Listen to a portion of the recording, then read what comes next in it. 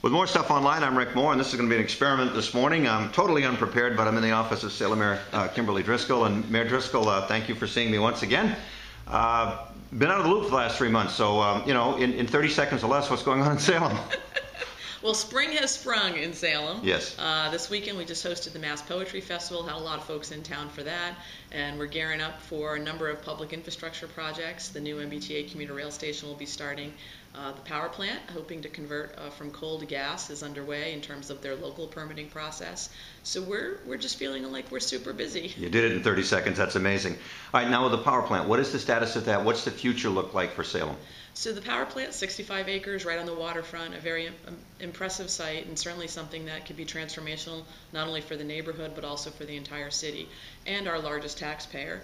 They are slated to close as of June 14th. As a coal-fired station, there is a proposal to take a portion of the land that currently houses the coal station and convert it or build a new natural gas power generating facility. They are underway at the Energy Facility Siting Board, the state permitting process, and they just started with their local process before the planning board. So we're excited about it. It would give us an opportunity to open up the port for cruise ships. There'll probably be some more open space. The gas plant itself is just about 12 to 15 acres, so you'll have a good 30 acres available for for potential development down the road.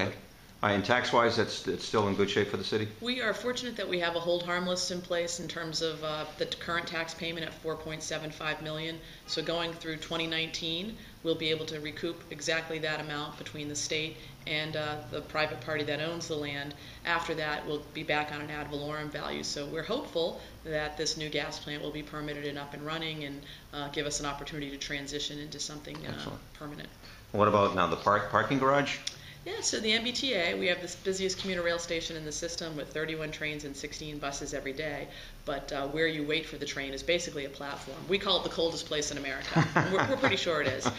So we're very excited about a new $35 million garage and new train station, real intermodal facility that will service buses and trains and people waiting and provide a more civilized and comfortable way for the many commuters we have to take the train into Boston. Okay. And you mentioned Canal Street in our pregame warm-up here. What's going on over there? Yeah, so we have a big infrastructure need on Canal Street, a main entrance corridor into the city from South Salem, abuts Salem State University, so it gets lots of traffic. It also has some severe drainage issues. We like to joke and say they don't call it Canal Street for nothing. So there's a lot of drainage and infrastructure needs there, about $16 million worth. That's just the drain project, and we're starting on a piece of that. It'll be phased within the next several weeks.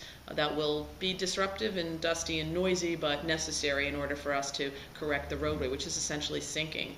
Before we can get to the roadway, obviously we need to do the drainage and the work below it. Well, it's funny, this part of the North Shore, I was seeing Mayor Betancourt last week, and they're starting the Main Street do-over there, so a lot going on around here. Older, urban, historic places, it's great. It's terrific to live in a place that has such history, but when you have pipes that begin with 1-8, you know that you're going to have some expenses, and it's something that we wrestle with every day.